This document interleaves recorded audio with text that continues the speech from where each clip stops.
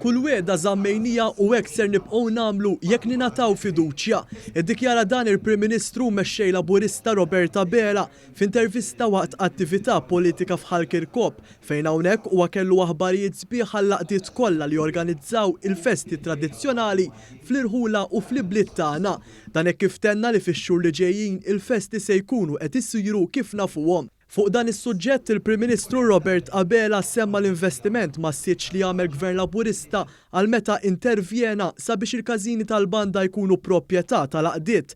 Hawnhekk huwa ħabbar li Gvern Laburista ġdid se jkun qed jgħin ukoll lil dawk l-għaqdiet li diġà xtraw il-każin u bekk ħadu it-titlu tiegħu. Meta sibna dik is-soluzzjoni, naturalment min kien laħaq xtara l-każin tiegħu, ġifieri dawk l-għaqdiet illi kienu xtraw il-każin tiegħu ġew fuqna u saqsewna ma aħna illi forsi għandna bank loan jew konna ġemmajna biżejjed flus biex stajna niffinanzjaw ix-xiri tal-każin tagħna. Ħanitħallew minn rajnuna u risposta tagħna kienet le aħna rridu ngħinu lil kulħadd.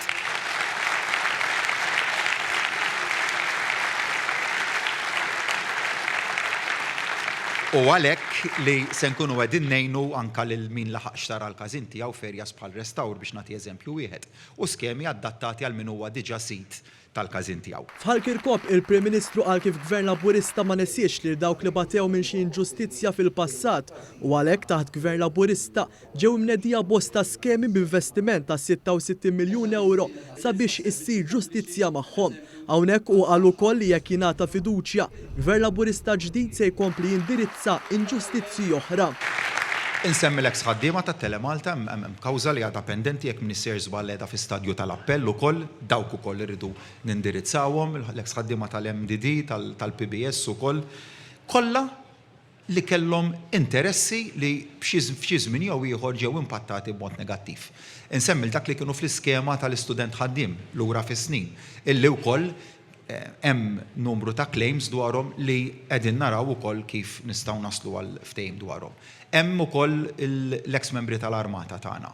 Dak illi twaqfu bordijiet tal-inġustizzji dwarhom u ġustament qegħdin nisaqsuna aħna kellna l-klass tagħna li nistema' xhur ilu jew hemm min ilu ftit xhur mhux ħażin, imma da ma tteħdiġ deċiżjoni. Dak in-nies nassigurhom illi kollha se jkun hemm deċiżjoni dwar il-każ tagħhom.